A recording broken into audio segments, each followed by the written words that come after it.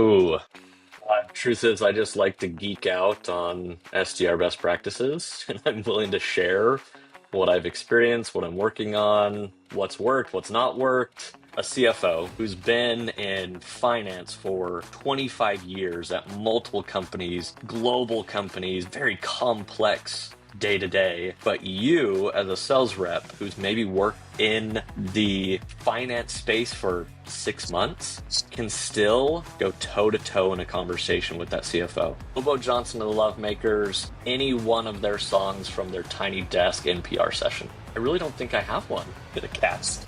I am excited for this podcast. Our guest today is Sam, a 2 times top 25 SDR leader and a self-proclaimed self-sales nerd. With over 14 years of experience, 2 degrees in sales, and a passion for blending science, art, and math to create those effective sales strategies, Sam has helped organizations drive hundreds of millions in revenue.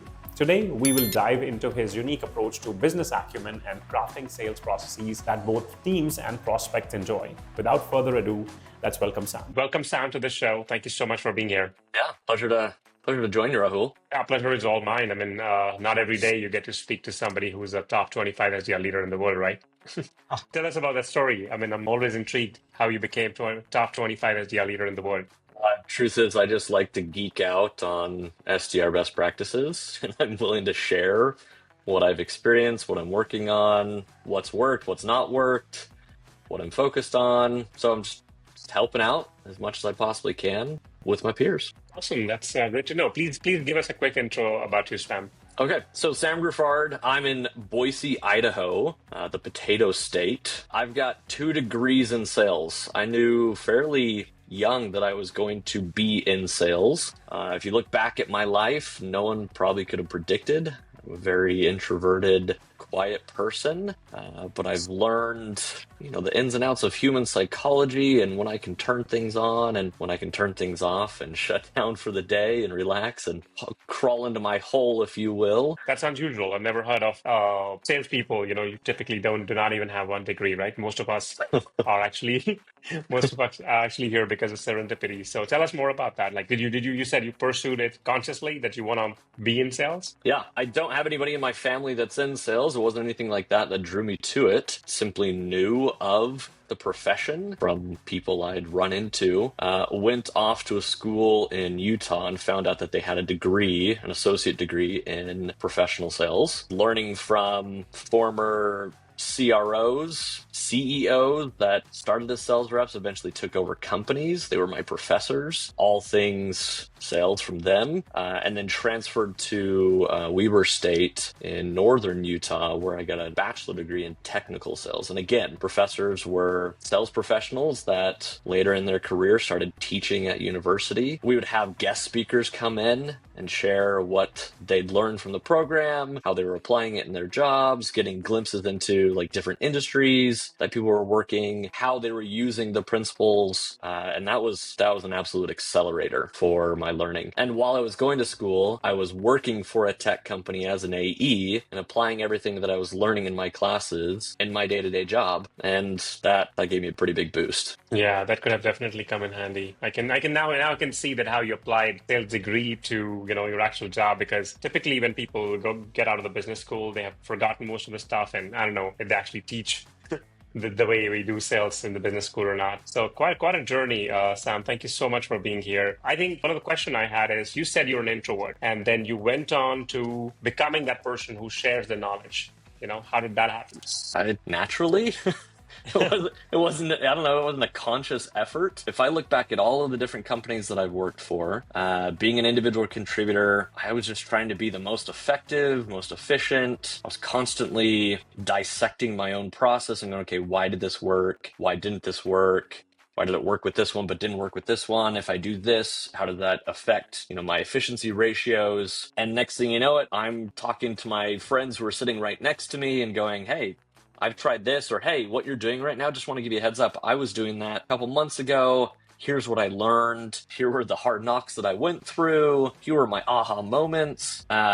Next thing you know, I got people tapping me on the shoulder going, hey, you're top of the leaderboard. Can I do a call session with you? Can I sit in on a discovery call with you? Pick your brain. Why are your emails converting to meetings? And why are you putting deals from stage to stage so quickly. And so it was just kind of a natural occurrence. And I've always had this mindset, others don't have to fail for me to succeed. I like that. Success breeds success. I can learn from others. In fact, when they were coming and tapping me on the shoulder and asking me, I was asking them, okay, here's my perspective. What's yours? Why have you been doing what you've been doing? And what are you thinking about doing next? And oh, tell me more about that. So even in those moments where, they were coming for my secret sauce, I was still asking them questions, trying to find out. Because the more data I gathered, the more insights, the more, different practices that people tried, the better I understood the full process. I could connect dots and go, okay, this best practice here sounds a whole lot like this scenario over here. I learned this here. Maybe I could apply that same learning to something completely different, but, somewhat similar. And turns out it would work. So that's amazing.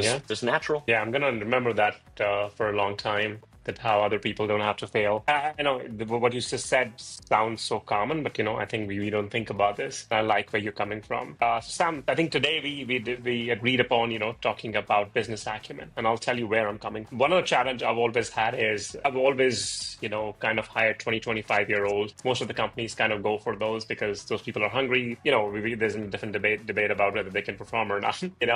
But we have always been training these 25-year-olds to speak the language of buyers, probably have 20 to 25 years of experience alone. I was at a company called CHROs where we were working with CFOs, and some of these CFOs were 50 plus. I'm like, I don't even have I'm not even that old. I cannot speak the language they have. Like, you can only stuff in, you can only talk about so much product, but there is something called business acumen. And my boss will always ask me, hey, teach them business acumen, but I would not even know how to do it. So today's discussion is about first of all, what is business acumen? I mean, for a layman, please break it down. Yeah. The way that I break it down, honestly, is to your point. You're talking to a CFO who's been in finance for 25 years at multiple companies, global companies, very complex day to day, but you as a sales rep who's maybe worked in the finance space for 6 months can still go toe to toe in a conversation with that CFO. You can hang in that conversation. The CFO goes, kind of actually knows what he's talking about. He knows my day-to-day. He knows how business works. He knows how my department functions with other departments, how my department is crucial to the success of my company. Interesting. This young kid, if you will, can have a conversation with me and not just be run over. Now, and how do you propose, somebody teaches somebody to have a conversation like this? So first of all, while all of this sounds great when you said that, somebody with 6 months of finance experience talking to somebody with 50 years of experience, but how do we do that? I had a stint in sales enablement a few years ago because of the success that I had in growing an SDR org globally and increasing our success year over year. Leadership came to me and said, hey, can you do this for other sales roles? How do we give you more resources? How do we give you more money, tools, people? This seems to be working. Like, can we do more with this? And can we do it with more than just the SDR org? And I was like, that's called sales enablement. And they were like, we don't care what it's called, just do it. And it really came down to, okay, we have to figure out where we need learning and experience, and how do we give that type of information that is often gained over a 4-year degree or a tenure in a career as quickly as possible. Learning management systems, role plays, all of the things that anybody is going to be familiar with. I'd say the 1 or 2 aha moments for me in helping reps really accelerate their learning to be able to hang in those conversations with, the target personas, their professionals in the topic at hand. Number 1 was getting time with those prospects, finding out what their life was like, and then teaching that information to the reps themselves. And so I had the, privilege of working with client success, product marketing, where we were able to interview prospects. We were able to interview clients and find out, what was your life before we met you when it comes to this topic. And maybe that's another learning is we don't have to know everything in their career. We need to know what's pertinent to our value proposition and where we fit into their day to day. It's important to know where we fit in. In fact, at this organization, when I was, trying to get as much information as possible to help the team, I figured out that we were just a tiny little sliver when it came to their day-to-day. They had a laundry list of responsibilities, and we were just one of the many. Yeah. However, we were one that took a lot of time and was very crucial to their org and the success of their company. So although we were just a sliver, we were a very important sliver of their day-to-day. So spent time interviewing clients and prospects. What is your life like? What was it before you met us? When it comes to this, where do we fit in? How important is this to you? How much time do you spend on it? What tools do you use? How many people on your team work on this project? When this group finishes, who reviews it? Who does it go to next? Is there, a chain of assembly, if you will, where you do this and you hand it off to the next person, they do the next piece, they hand it off to the next person? Who's then the person who signs off? Where does it go from there? Who is involved at random times of the year? What are the crucial moments of the year? Do you have specific deadlines, crunch time? Specifically, you've got to do these financial filings quarterly. You've got to do year end, those types of things. So just digging, peeling back the onion layers and getting as deep as we possibly could, finding out what was going on in their life. That's fantastic. I mean, are you referring more towards the jobs to be done exercise, or are we going deeper? Deeper and sideways, right? You've got to find out, again, where you fit. There's going to be things that are adjacent to you that, maybe to get the job done on the thing that your company can help with is step 3 in the process. So you got to understand what step 1 and 2 before you get involved. And then you got to understand what are the steps afterwards. So you really got to, you've got to figure out where you fit into their day to day. So that's, kind of what I would say, the linear going both directions, figuring out where you fit. And then once you figure out, okay, this is where we fit, let's see how deep we can go. Got it. I have a follow-up question, and this is something which always itches me. This seems like an important concept. You just broke it down as to how you did it. My question is, why don't most companies do it? We do realize not everybody has the same business acumen, and obviously every SDR leader has the best intent. Every company has the best intent, and I'm not sure why companies don't do it. So do you have any idea why they don't do it? I've worked with a lot of companies. I've done some consulting where I'm working with, a sales leader or even a founder who's just starting out their organization, trying to capture their first few clients. Oftentimes they're drinking their own Kool-Aid. They're so excited about their product and offering and their value prop. They have a viewpoint of where they fit into the world and why they're needed, why they're valuable. And they just get too ingrained in that. They get too excited. Like, this is awesome, and it's awesome because of this. And the way that I see that is you go into these conversations with the prospect and you're having that value prop conversation. This is why we're amazing. This is why you should be using us. And the prospect goes, it sounds cool, but I don't really think I need it. Or there's some level of, I don't know if I get it. I don't see that it's that cool. And then you walk away from that call and you hear the sales rep, the sales leader, the CEO, and they go, oh, they just didn't get it. It's like, well, maybe we don't understand them. It's not that they don't understand us. Maybe we don't understand them. There's so many podcasts, books. I've seen so many people talk about this concept of like a go-to-market strategy. I have this idea, I build it, and then I bring it to market and I find people who believe in it. That's pretty standard. But what everything else suggests, these books, these experts, is that you have an idea, you go to your target market, those target personas, you go, I have this idea, help me build it. Then you test it, then you redesign it. And it's just this constant iterative process before you ever even go to market. And so, you get these sales reps at a brand new company. They're excited and they go, okay, I've got to take this value prop and I've got to show it to as many people as possible and hope that people can connect the dots themselves, see the value for their life, and hopefully I can get a few sales off of that. Versus, I understand them. I know where I fit in. I know how I can position in proportion to all the things they have going on. Then I can actually be consultative and going, hey, consider this. Or have you considered this? What if this piece of your day-to-day or your quarterly or your annual whatever was slightly different? What would that do for you?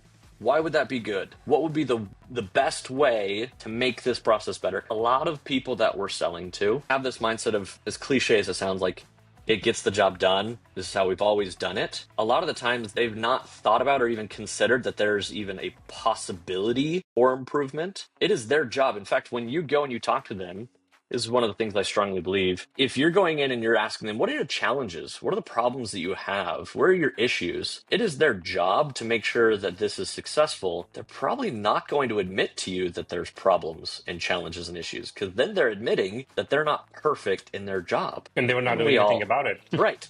Yeah, I knew it was broken, but I wasn't doing anything about it. I'm not going to admit to that. So there's so much human psychology wrapped around just that concept alone. We could go on forever. Yeah, I like where this is going, and I'm learning a lot already. Now, I'm going to put on my hat of an SDR leader, okay?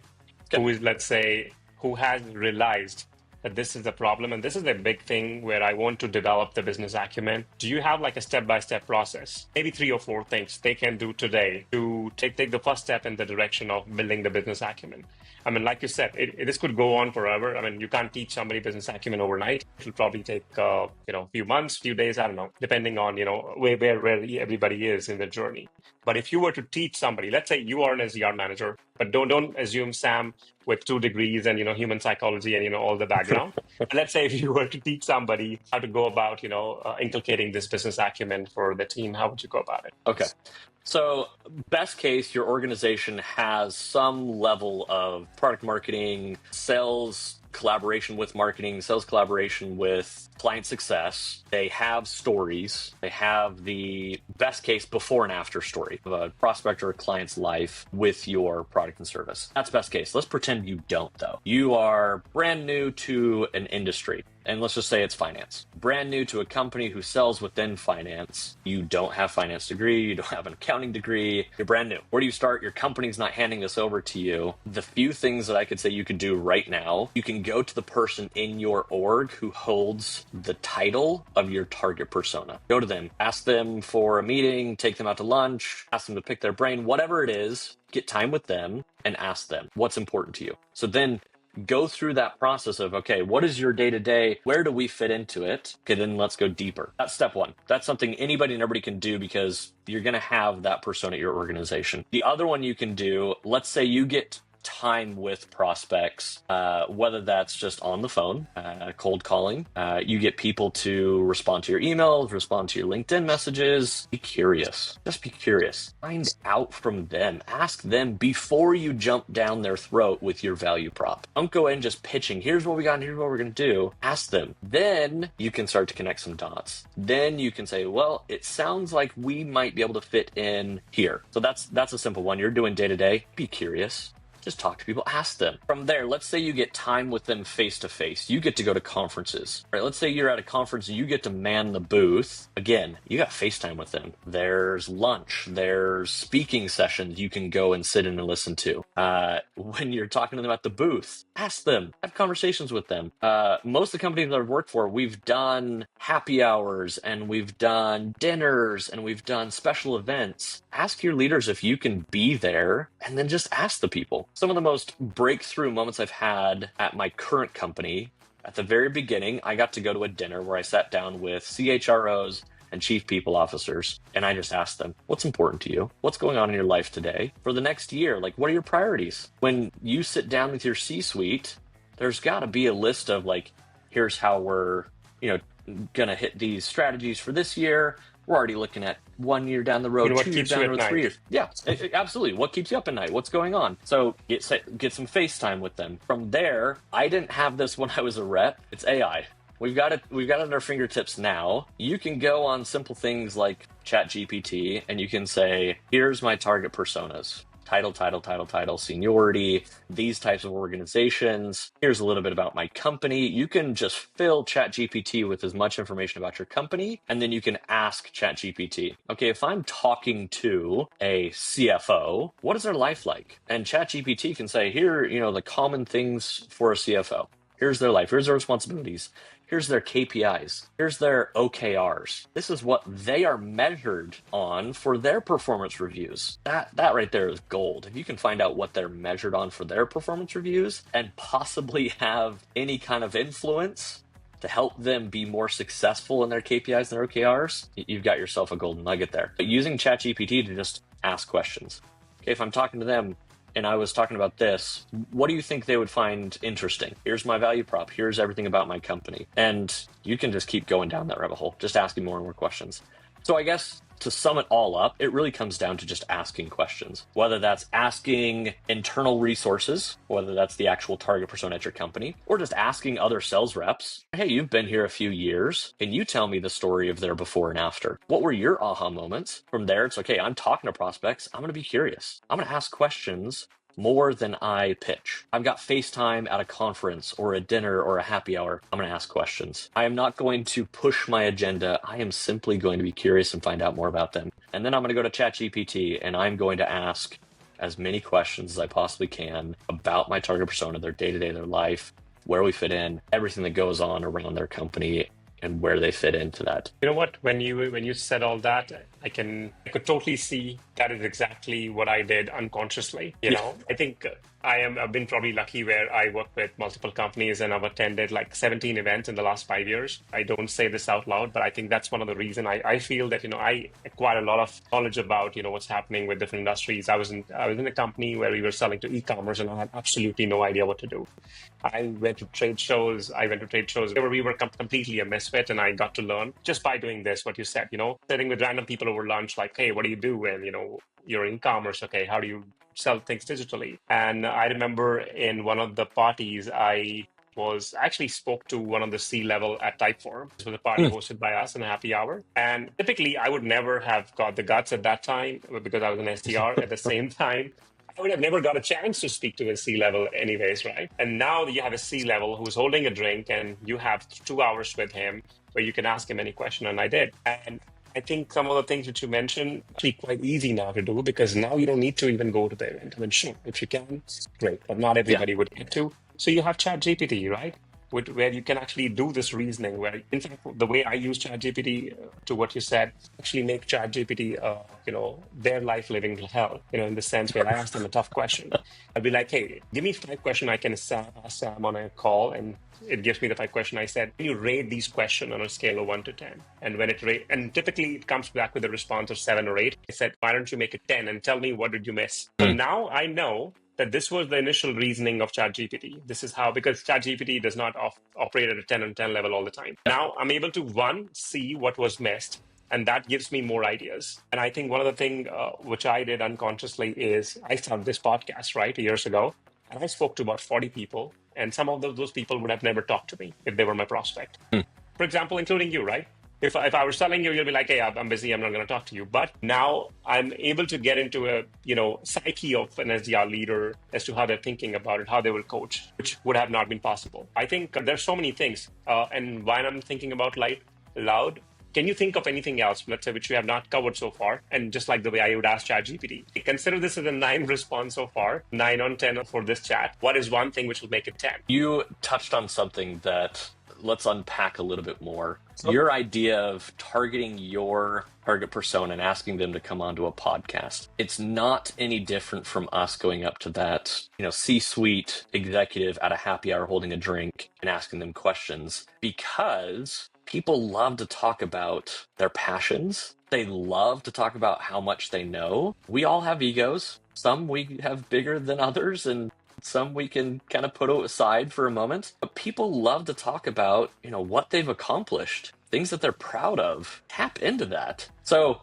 you could go to ChatGPT and say, hey, let's say you have the biggest ego as a CFO. Pretend to be a CFO with a huge ego. What are you proud of? What are your biggest accomplishments that you would gladly speak on a podcast or go to a stage at a conference and talk about? What are you going to talk about? Then you go, okay, knowing who I am as a sales rep representing this company, and about our company, if I were to go up to that CFO after that event and they were talking about all this, where could I kind of plug in? Is there anything about my company that I could say, hey, I really appreciated your speech today. I love how you talked about A, B, and C. It makes me think about other CFOs that we've worked with that are dealing with X, Y, or Z. Tell me more about this. Just get them to open up more. And then you're slowly getting them to give you more information while you're also implanting little tiny seeds of what you've done with other people like them. Next thing you know, they're asking you, so who are you? What do you do? Tell me about your company. Versus you coming to them and being like, can I tell you about my company?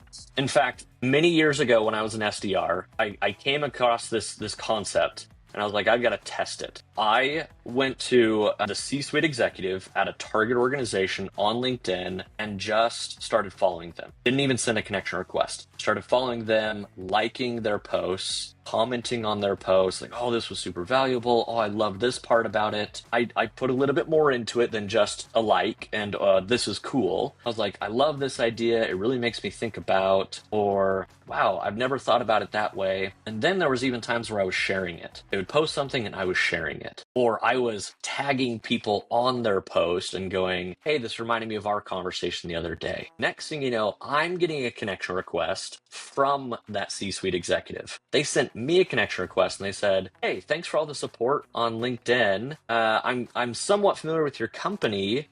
I thought it made sense that we connect, and I'd love to hear more about what your company does. They were asking for me to pitch to them versus me going in with a pitch and trying to get them to just give me 10 seconds. They were asking me for it because I was leaning into their expertise. That's amazing. Yeah, that's a strategy I'm definitely going to steal. It's universal, human psychology. I think you're right about that. And this actually reminds me when you said about the human psychology. So my wife was watching Egyptian series today. And it was about middle-aged women finding her life after she gets divorced. Okay, and it was like a 3-season series. I'm like, they could have actually wrapped this in one. Anyways, and I actually happened to catch a glimpse, while having dinner and whatnot. What I realized is it is the exact same thing which I've probably seen in 10 other movies. Like probably it's a replica of all the Hallmark movies. I'm like, okay, so people, whether they're in Egypt and they had French culture as well, so whether they're in France or anywhere, people are all the same. I mean, they have the same desires. We recognize, like you said. I think you recognize human psychology. So I'm a huge admirer of bringing in the human psychology. I think I spent 2 years just reading one book, Laws of Human Nature by Dr. Robert Greene. I think, and that's my only PhD, okay, in human psychology. So yeah, I totally get what you're saying. So this was super helpful, Sam, and I'm pretty sure we're going to learn a lot. Now, toward the end, I have a quick rapid fire for you. That's okay? Okay, let's get it. Now, the rule is you cannot take more than a second to think about it. Oof. All right. Let's start with the easy ones, okay? Just to warm you up. Right. Let's say if your name was not Sam, what would you name yourself? Seth. All right. One sales tool you cannot live without. Oof. Sales engagement tool. Right. One sales tool you absolutely hate. You have to name the tool. I don't know. I really don't think I have one. All right, let's move on. One sales leader you truly, truly admire. Ooh, Greg Whipple. All right. What's your guilty pleasure song that you'd hate for your coworkers to know that you love? Ooh, Hobo Johnson and the Lovemakers. Any one of their songs from their Tiny Desk NPR session. Doing really well. If animals could talk, which one do you think would be the rudest? The cats. All right. Last one, I promise. You have one wish from a genie, and you can only use it to fix your SDR process. How would you use it? Ooh. Dang. Fix the success rate of emails, because phones are amazing. Emails, no matter how much you put into customization, sometimes people still just ignore you. All right. You did, I think, exceptionally well. 5 out of 6. Not too bad. I'm really going to have to think about a sales tool that I hate. I'm sure you have one. You're just being shy right now not to disclose that. It's okay. All right. So you did really, really well, Sam. Thank you so much. Have a good one. Okay. Bye. You too. See ya.